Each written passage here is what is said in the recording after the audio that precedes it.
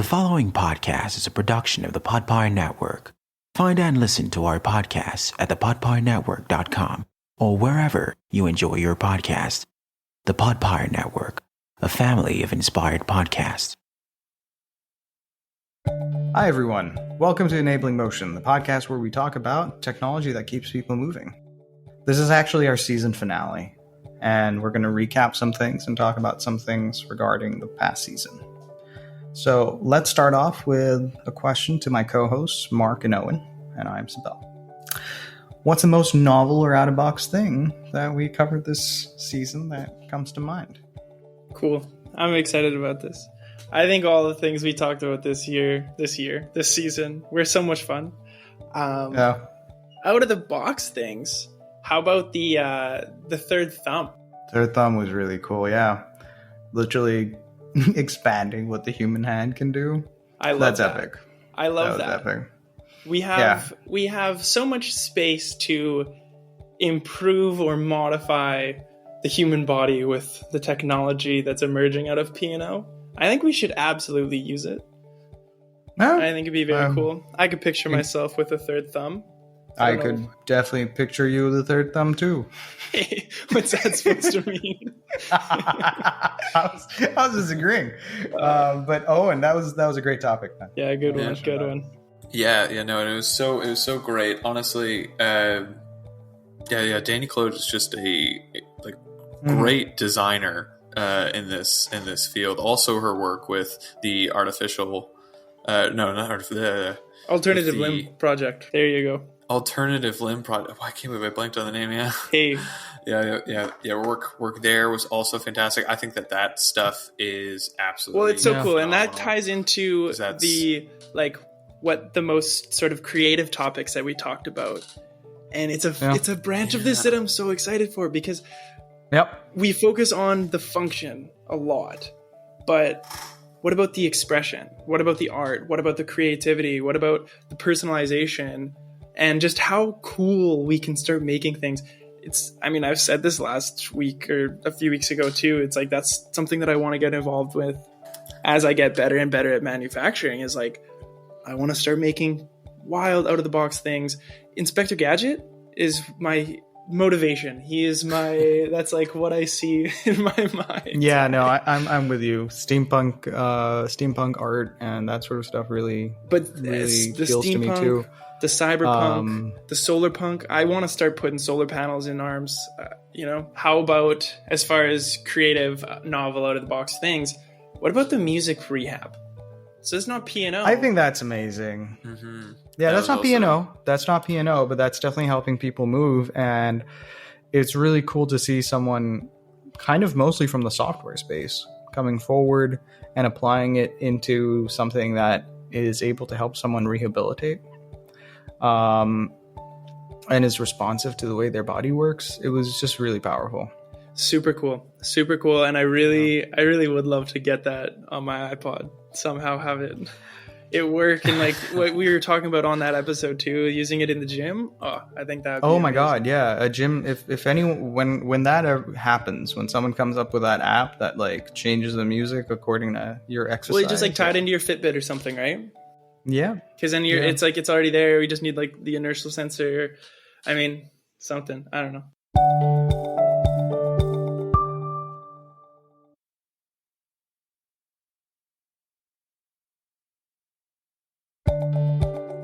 Okay, take it from out of the creative space and let's talk about technologies that weren't the focus of our episodes, but kept coming up and that we think might have the most potential to break ground or move the field forward in terms of like innovation and stuff. I think like what's like what we should also mention is that even when we're talking about things with a lot of that are more focused on function, those also require a lot of creativity in order to get those started. And I think that's most notably in the 3D printing technology. I think we've done like 3, 4, or 5 different topics that had touched on 3D printing at some part or entire devices that it does require a lot of creative and out-of-the-box thinking to look at what materials you have, what is available to you, and then being able to create something that's going to and even just the logistics, like the logistics of actually 3D printing, like how do I make the pieces of what I'm trying to print so that they actually are good? Like I know just messing around with my 3D printer, like the amount of supports and all of this stuff when you're trying to make bigger things, it's such you use so much material, it takes so long. Oh man, you're bringing back like terrible memories from when I had mine. It does. Oh, wow. And so yeah, absolutely. You're right, that is also a creative side, and I think that 3D printing is a good example. How about artificial intelligence, machine learning algorithms? So specifically machine learning, right? Like it keeps showing up. I think the biggest thing about it is, and a lot of your topics had this, where machine learning allowed us to get better signals and better like the actual reading. Processing of the signals. Yeah. Right. Basically, where like I remember when, so like in the last episode where we were talking about the paraplegic using the exoskeleton to kick off the World Cup. One of the things there was that the biggest bit of like research was figuring out what the brain signals were doing, and machine learning is allowing us to really, really push forward. And even when, say, we're not getting the perfect signals, we're still able to figure out what's going on. And so its ability to fast track beyond perfect signal acquisition sometimes, I think, is what's really, really cool. Well, absolutely. And like I talked about one thing before too, right? That like, oh yeah, disclaimer, we're not experts. We're just we're all just kind of discussing things right now. Yeah. Oh yeah. We're still students. Yeah, we're students, guys. Just so you know, we don't really know anything. This is all speculation. We're shooting the breeze. That's right. But the software, going like just looking at from 2014 to now, like the sophistication of the AI, where we're being able to take readings from brains, have the AI, or take readings from peripheral nerves, have the AI interpret that and stimulate muscle, and like that being able to be learned by users like within hours. Yeah. Opposed to the infancy of this technology. Yeah, we saw that with the device that I did, the one where they had individual finger control. Yeah, exactly. Hours. Really Again, cool. Because of machine learning, just fascinating. So that ties us into another common piece of tech is actually the things that are extracting signals. So the signal acquisition. I've talked a lot about like brain implanted electrodes, like the flexible electrodes that are going to be generating better, but even the peripheral nerve surgeries that are putting EMG or EEG electrodes right into the peripheral nerves. That's going to be something I think where it's like there's a lot of potential, but there's always going to be that trade-off. And with signal acquisition, the thing that really intrigues me also is ultrasound. So there's been a lot of work towards using ultrasound-based systems which analyze the cross-sectional shape of a muscle. And when the shape of the muscle changes, that's seen as a signal. And so I do think that we will get much, much better at invasive technologies where we're able to effectively just very quickly put in implants so that we have a signal coming from right next to the motor nerve. But I also think that our non-invasive technologies are going to be getting much, much better. The real question is going to be, what is going to win out? And there will always be a preference for non-invasive because, as as we all know, anything that's implanted is likely to have reactions and all sorts of other things that come into play when you've put something into the body. What are your thoughts? No, I totally agree. I also would love to see more of the non-invasive just because it's just so much less scary for people that actually really need it. Yeah. Even though, like, just as a biology nerd, I'm like, the invasive stuff, I'm just like, oh, that's so cool. Like, you're interacting with these cellular mechanisms. I'm like, I think that's really cool. but you got to realize like what that experience would be like, the fear that brings with it. Definitely cool to see. So now let's jump to another important trend and topics that we've talked about, a little bit away from technology, more about movements, more about like collective work that people are doing, global initiatives. The accessibility in a lot of countries, it's a very global field, but the accessibility to P&O in lots of countries isn't the same as we might be used to here in Toronto. And I think it's a important note to mention some of the people that are doing great work in that, like the Owen, you had two topics. Your topic. You gave us two organizations. Yes, the Victoria Hand Project, making sure getting a hands, forearms out to developing countries, as well as the Jaipur Foot Project that is getting many different kinds of limbs to a lot of people. It is the largest one in the world, right? Is the largest not-for-profit prosthetic organization in the world. That's really cool. Yeah. I think that it's... Yeah, go ahead, Sibel. I was just going to say the exact same thing. I think there's something very universal about this. It's also one of the oldest fields of medicine in a way. Like, you know, a missing limb is one of the fundamental concepts of things that we tried to fix. I could fill another 5 minutes with just all of the very interesting and cool history of how prosthetics have been developed over the years. What a journey, from the peg leg to where we are now. There were a lot of prosthetics before the peg leg. Really? that we could talk about. Be interesting. Okay, so someday we're gonna get this a history onto one platform where Owen's gonna give us the history of prosthetics. I love that. The global initiative stuff also kind of touched on something else that's really important. Is the affordability, and I think some of the potential technologies like 3D printing is going to help with the affordability, but making things more accessible and more affordable is something that I think everybody in this field should start to focus on. All the innovators, anybody that's making changes, breaking ground, should keep that in mind.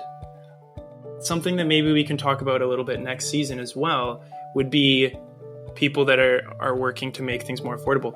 And something that just came to my mind too is, how about the environmental impact of manufacturing prosthetics? Because there's some topics that I've come across that I also would love to talk about next season that touch on more using more sustainable, environmentally friendly materials to accomplish the same goal as current standards. That's true. Yeah, it's. I mean, let's talk about that a little bit. It's the materials that are required to have a prosthetic or an orthotic. They much of the time kind of limits what kind of materials you're going to be using because of the function that they have. So you're not really seeing a lot of prosthetics or orthotics being made out of things like biodegradable materials. So because they're prone to breaking down, it's difficult. I think that would be great if we could see some groups. Yeah, I would love to showcase some things that we find next season. So yes, speaking of which, potential things that we might talk about next season, we got to get more powered wheelchairs, accessible mobility devices. We have them lined up, but there's so much that we can talk about on here. So expect more of that, and as well other just within that entire scope, more accessible vehicles and things that aren't strictly P&O, but are going to still be helping people move. Yeah, this is Enabling Motion, talking about things that get you moving. And you there's know, lots. Unfortunately, we live in a society that requires the majority of people to have cars. So, you know, talking about like accessible vehicles as well. Yeah, definitely.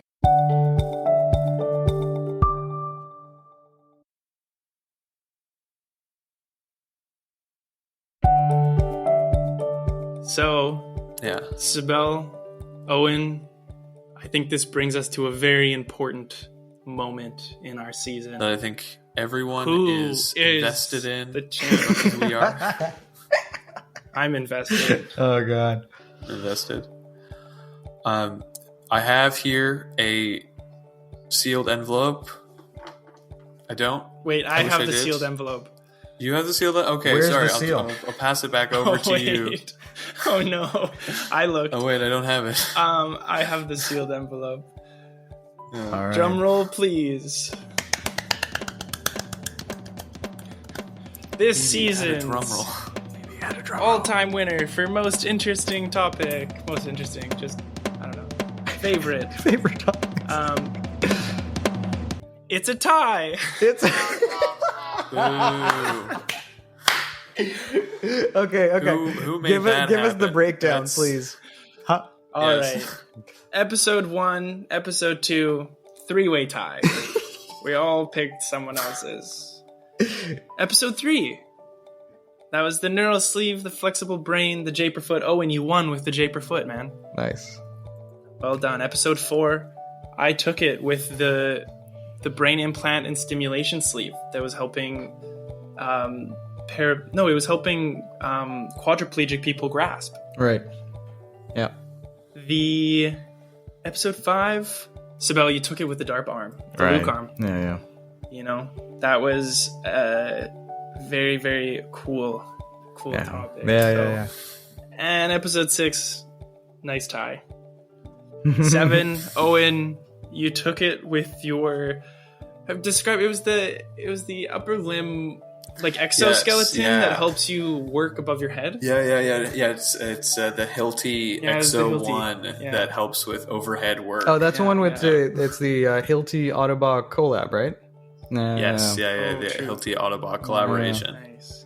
Cool. And then episode 8, I took it with the arc intramuscular and the arc or the arc implantable and the arc external. Where those were the spinal interface or the spinal bypasses. Right. The one where like someone who was paralyzed for like 14 years could walk again. Yeah. Yeah. Okay. Yeah. Fair enough. Okay. Okay. We see why that We one. see. We can definitely understand why that one was big. And then for episode 9, similar idea, and you took that with the FIFA World Cup. The FIFA World Cup. Was it the FIFA World Cup? Yeah, it was the FIFA World Cup. Yeah, Brazil. Yeah. I mean, I think I should have won those first two. So really, Wow. I think could we get a recount on those first two? Yeah. Okay. Well, so wait, all are we equal. forgot one. We forgot one. Oh yeah. Episode 10. This Winner, episode. the MVP is Yes. our producer. BB. The MVP is our producer, we BB. gotta give him some. Yeah. Yes. Our BB, the producer. Yeah, unfortunately, and since Podpire we each have is awesome. Yeah. Thank you to BB. Yeah, unfortunately, since we all have 2 wins, he only gets 1 win, so he is the only loser out of the 4 people involved. Oh goodness! And we just got I hate to canceled. put the damper on the and sweet that, moment, we're but not he did getting a lose. second season. No, we are no longer a podcast on the Podpire Network.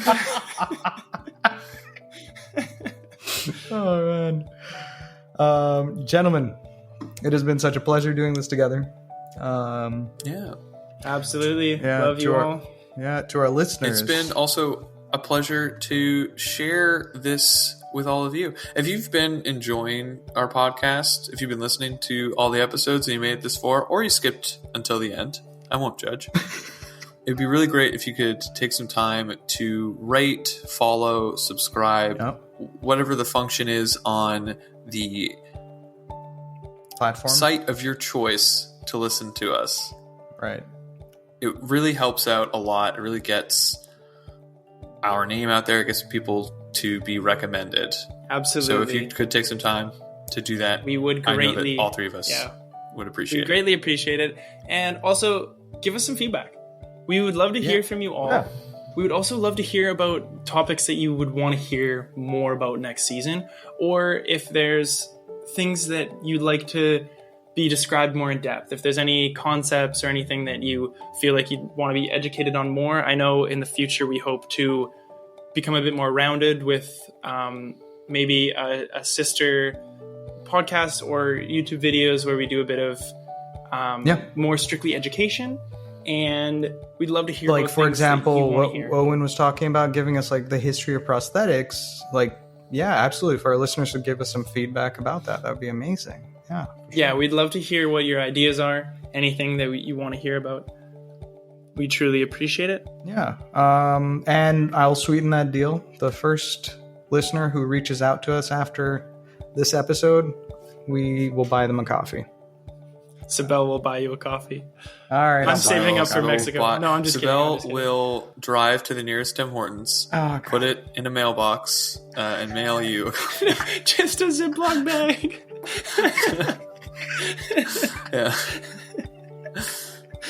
You get 10 beans. That is what's required for a coffee.